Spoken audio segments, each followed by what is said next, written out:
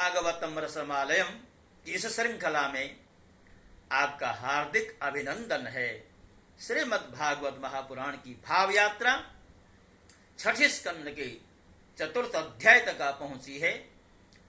इस अध्याय में राजा परीक्षित महात्मा सुखदेव जी से दक्ष के द्वारा की जाने वाली सृष्टि के संदर्भ में प्रश्न करते हैं और ये जानना चाहते हैं कि दक्ष ने किस तरह सृष्टि की। श्रीमद् भागवत में दो दक्षों की चर्चा है। एक तो ब्रह्मा जी का पुत्र बन करके आया जिसकी 13 कन्याएं हुई, 13 धर्मों को ब्याही गई, एक अग्नि को ब्याही गई, एक पितरों को और एक कन्या जिनका नाम सती था भगवान शंकर को ब्याही गई।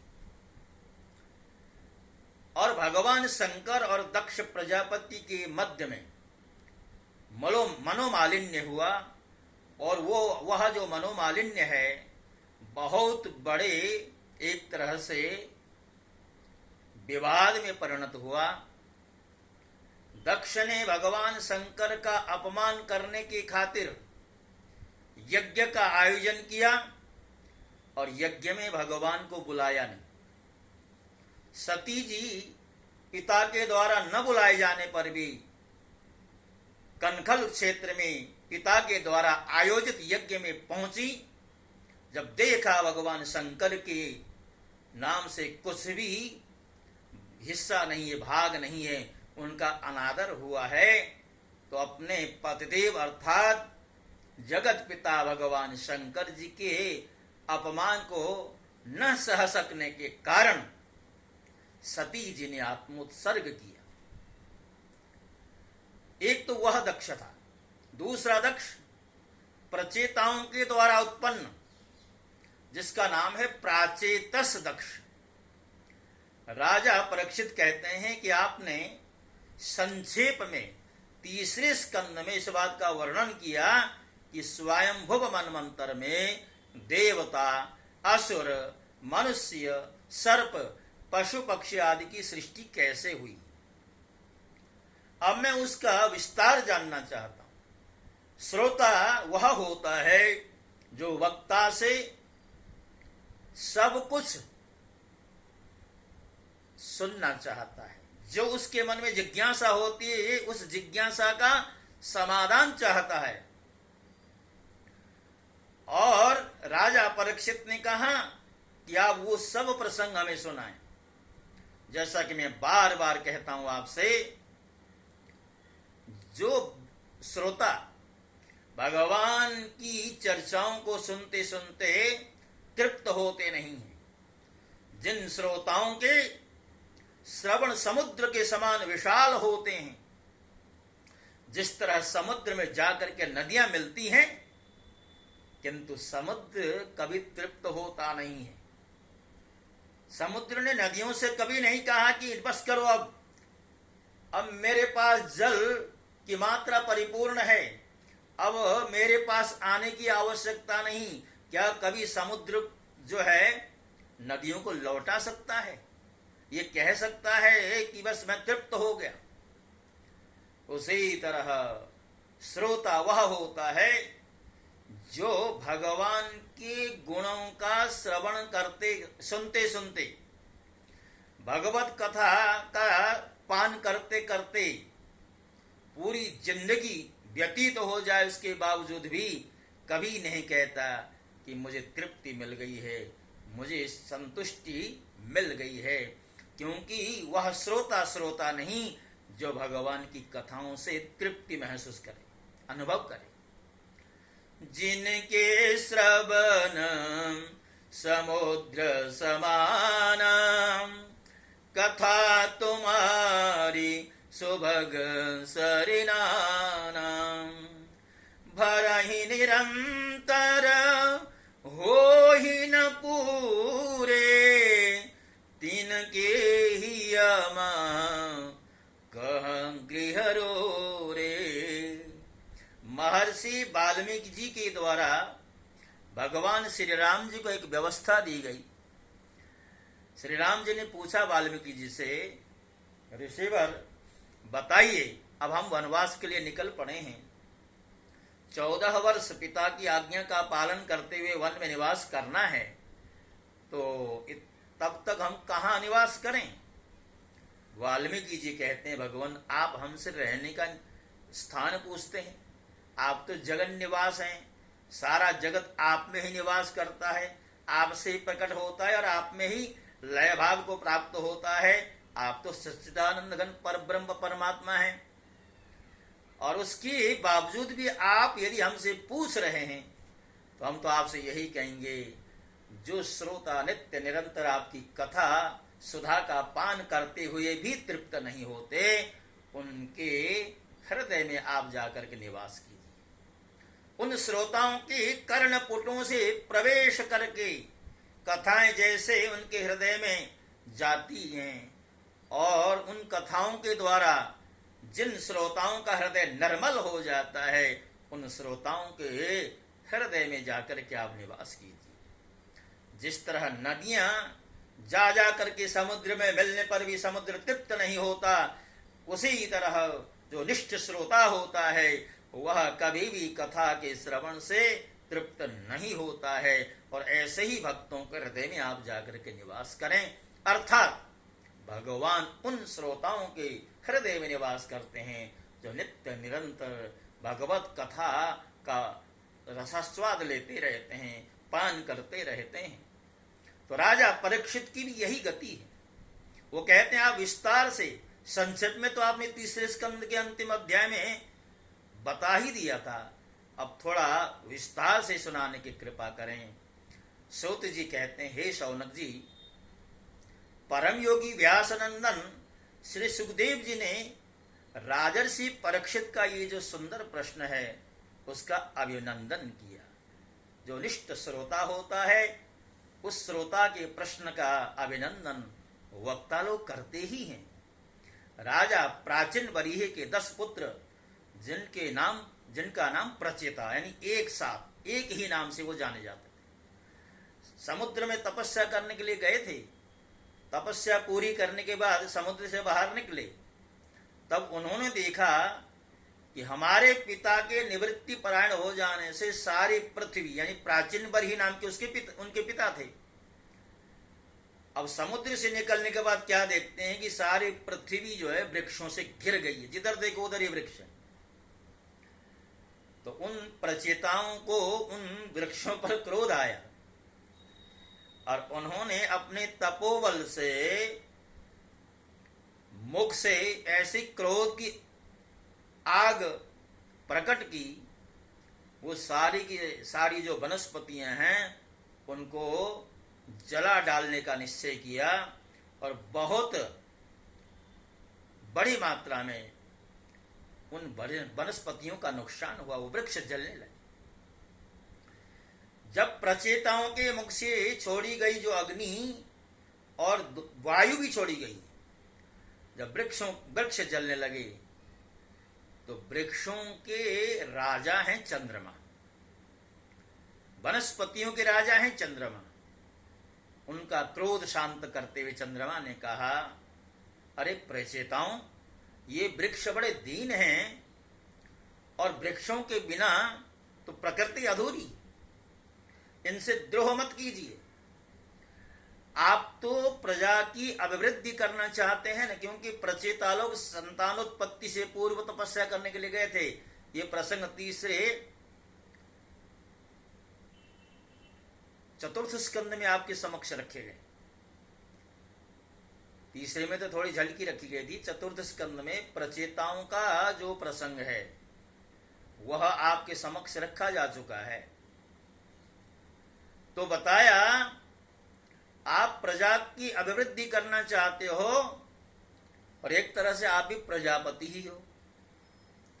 प्रजापतियों के अधिपति अविनाशी भगवान श्री हरि ने संपूर्ण वनस्पतियों और औषधियों के प्रजा के हितार्थ उनके खान पान के लिए बनाया है।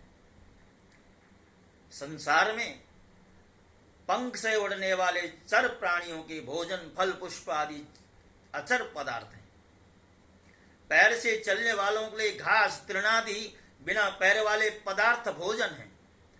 हाथ वालों के वृक्ष लता आदि, बिना हाथ वाले और 2 पैर वाले मनुष्य आदि के लिए धान, गेहूं आदि अन्न भोजन है।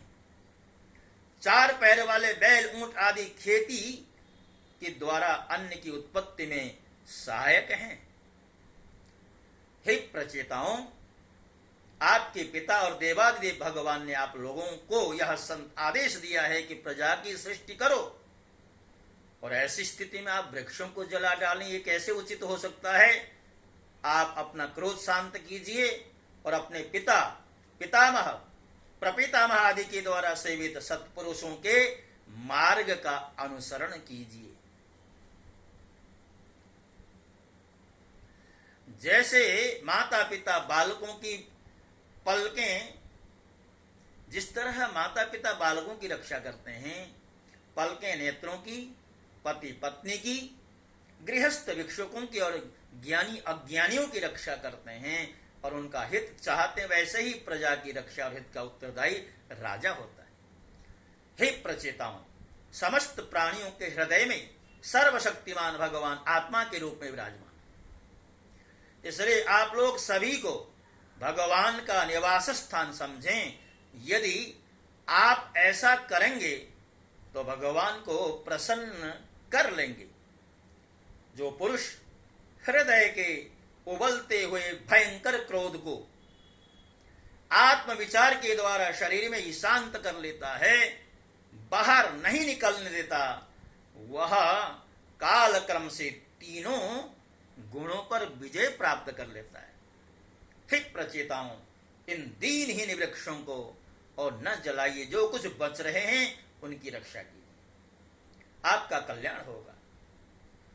और उस समय वनस्पतियों के राजा चंद्रमा ने प्रचेताओं को एक कन्या उनके समक्ष रखी और कहने लगे, ये जो कन्या है इसका पालन इन वृक्षों ने किया है, इस कन्या को पत्नी के रूप में स्वीकार कीजिए। चंद्रमा ने प्रचेताओं को समझा बुझा करके जो प्रमलोचा अप्सरा की सुंदरी कन्या थी, जिसका संरक्षण जो है वनस्पतियों ने, वृक्षों ने किया था, उस सुंदरी कन्या को प्रचेताओं को दे करके वहां से विदा हो गए।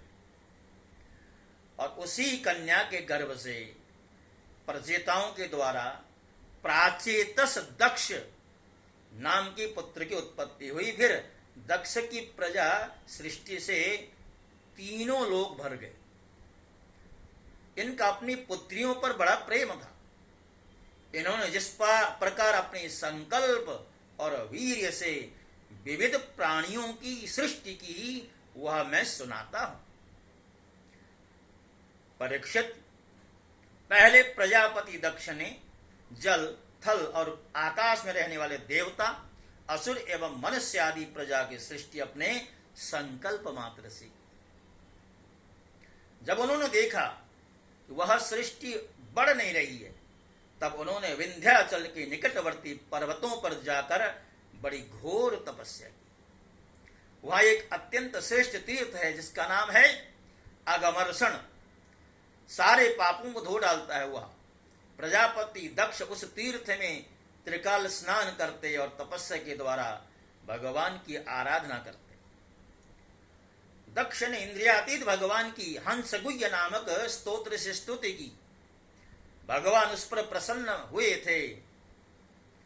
दक्ष प्रजापति ने इस प्रकार भगवान की स्तुति की, आपकी अनुभूति, आपका चित्त शक्ति अमोघ है। आप जीव और प्रकृति से परे उनके नियंता, उन्हें सत्ता स्फूर्ति देने वाले हैं। जिन जीवों ने त्रिगुणमयी सृष्टि को ही वास्तविक सत्य समझ रखा है, आपके स्वरूप का साक्षात्कार नहीं कर सकते हैं।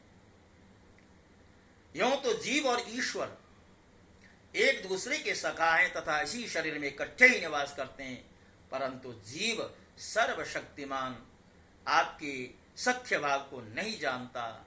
ठीक वैसे ही जैसे रूप, रसा, गंध आदि विषय अपने प्रकाशित करने वाले नेत्र, घ्राण आदि इंद्रिय वृत्ति को नहीं जानते।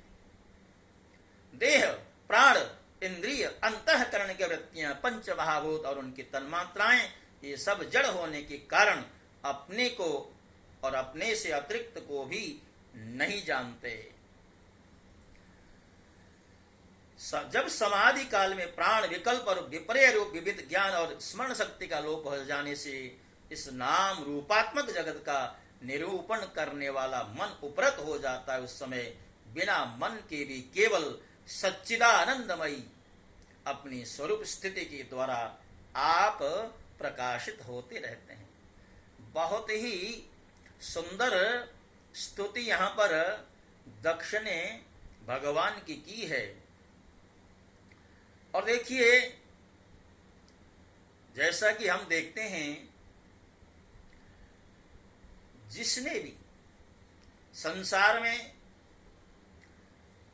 चाहे श्रेष्ठ पत्नी पाई हो, चाहे श्रेष्ठ संतान पाई हो, चाहे संसार में बहुत सारे सुख के साधन प्राप्त किए हों, उन सभी साधनों के पीछे उस व्यक्ति के द्वारा की हुई कोई न कोई साधना होती है, कोई न कोई तपस्या होती है। विंध्याचल के अगमर्षण तीर्थ में जब प्रजापति दक्ष ने इस प्रकार भगवान की स्तुति की है, उस समय भगवान श्री नारायण गरुण के कंधे पर सवार होकर के हृष्ट पुष्ट 8 भुजाएं जिनकी थी, और 8 भुजाओं में अलग अलग जैसे शंख, चक्र, गदा, पद्म, तलवार, ढाल, बाण, धनुष, गदा आदि धारण किए हुए भगवान वहां पर आ पहुंचे। जिन भगवान के शरीर में, भगवान का शरीर कैसे मेघ की सी कांति है भगवान की, और मेघ किसी कांति वाले शरीर में पीतांबर फहरा रहा था, बहुत सुंदर लगता था। मुखमंडल प्रफुल्लित था, बहुमूल्य किरीट, कंगन, मकराकृति, कुंडल, करधनी, अंगूठी, कड़ी, नूपुर और बाजूबंद अपने स्थान पर सुशोभित हो रहे थे। आज दक्ष ने भगवान के उस स्वरूप का दर्शन किया। भगवान का दर्शन करते करते आंखें तृप्त होती नहीं है, मन तृप्त होता नहीं है। आज दक्ष ने भगवान की चरणों में साष्टांग प्रणाम किया। और देखिए, जैसे ही दक्ष भगवान की चरणों में विनम्र भाव से झुक गया है, प्रणाम किया है, आंखों से हर्षाश्रु प्रवाहित होने लगे हैं, आनंद का पारावार नहीं रहा। दक्ष ने नम्रता से झुककर भगवान के सामने खड़े होने के बाद पुनः भगवान से प्रार्थना की है, भगवान आपने मेरे ऊपर बड़ी कृपा की, आप मेरी छोटी सी तपस्या पर प्रसन्न होकर के प्रकट हुए हैं। भगवान कहते हैं, भगवान दक्ष से कहते हैं कि मैं तुम्हारे मन के भाव को समझता हूं और मैं जानता हूं कि तुम सृष्टि का विस्तार न होने के कारण मेरी तपस्या में संलग्न हुए हो, सृष्टि विस्तार में मेरा सहयोग चाहते हो। हे दक्ष, अब तो तुम्हारी तपस्या फलीभूत हो गई है। मुझ पर तुमने जो श्रद्धा की है और मेरे प्रति परम प्रेम भाव का उदय तुम्हारे हृदय में हो गया है।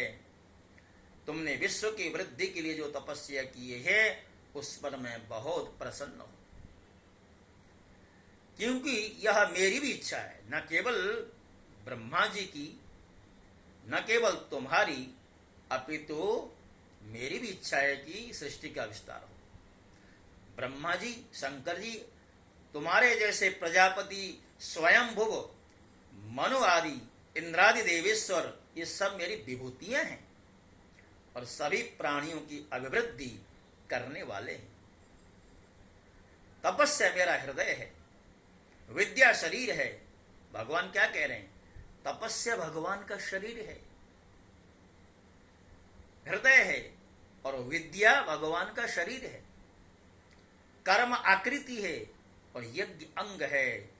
मन धर्म मन है और देवता प्राण है। यानी भगवान के श्री विग्रह की पूर्णता किन किन से है? तपस्या से है, विद्या से है, कर्म से है, यज्ञ से है, धर्म से है और देवताओं से है। इन सब की पुष्टि ही भगवान की पुष्टि। जब यह सृष्टि नहीं थी, भगवान क्या कह रहे हैं? तब केवल मैं ही था। चतुश्लोकी भागवत में भगवान कहते हैं ना, अहमेवा समेवाग्रे नान्यदित सत्सत परम। सृष्टि से पहले भी मैं था, मध्य में मैं, वो मेरी सत्ता यूं की यूं और सृष्टि के अंत में मेरी सत्ता यूं की यूं बनी रहती है। मैं अनंत गुणों का आधार एवं स्वयं अनंत हूं। जब गुणमयी माया की शोक से ब्रह्मांड शरीर प्रकट हुआ, तब इसमें अयोनिज आदि पुरुष ब्रह्मा उत्पन्न हुए। जब मैंने उनमें शक्ति और चेतना का संचार किया, तब देव शिरोमणि ब्रह्मा सृष्टि करने के लिए उद्यत हुए। उस समय मैंने उन्हें आज्ञा दी कि तप करो। यानी ब्रह्मा जी ने भी तप के माध्यम से ही प्रजा सृष्टि की शक्ति अर्जित की है। उन्होंने तपस्या की और तुम जैसे 9 प्रजापतियों की सृष्टि की। ये जो पंचजन प्रजापति की कन्या जो असिकनी है, इसे तुम अपनी पत्नी के रूप में ग्रहण करो। अब तुम गृहस्थोचित स्त्री सहवास रूप धर्म को स्वीकार करो और यह असिकनी भी उसी धर्म को स्वीकार करे। अब तुम इसके द्वारा बहुत सी प्रजा उत्पन्न करना। अब तक तो मान से सृष्टि होती थी, परंतु अब तुम्हारे बाद सारी प्रजा मेरी माया से स्त्री पुरुष के संयोग से ही उत्पन्न होगी। अर्थात मैथुन सृष्टि से ही प्रजा की उत्पत्ति होगी और मेरी सेवा में तत्पर होगी। सुखदेव कहते हैं, विश्व के जीवन दाता भगवान श्री हरि यह कहकर दक्ष के सामने ही इस प्रकार अंतर्धान हो गए, जैसे स्वप्न में देखी हुई वस्तु स्वप्न टूटते ही लुप्त हो जाती है। स्वप्नवत भगवान आए और चले गए। भक्तों, आगे आगे बहुत सुंदर प्रसंग आपके समक्ष रखे जाएंगे। पंचम स्कंद की जो कठिनता है, उसको देखते हुए बहुत से जो मेरे सब्सक्राइबर हैं या व्यूअर्स हैं, उनके समझ में बहुत कम ये प्रसंग आ रहे थे, मैं समझता हूँ। इसलिए व्यूअर्स और सब्सक्राइबर्स की भी संख्या बहुत कम थी। अब आगे आगे तो ऐसे ऐसे दिव्य प्रसंग हैं, आपको आनंद आएगा। मेरी यही कामना है। मेरे इस प्रयास को आगे बढ़ाइए। मेरे चैनल को सब्सक्राइब कीजिए, लाइक का बटन दबाइए, वीडियो को हो सके शेयर कीजिए। इन शब्दों के साथ आज की इस श्रृंखला को मैं विश्राम देता हूँ। जय श्री कृष्ण। ओम नमो भगवते वासुदेव।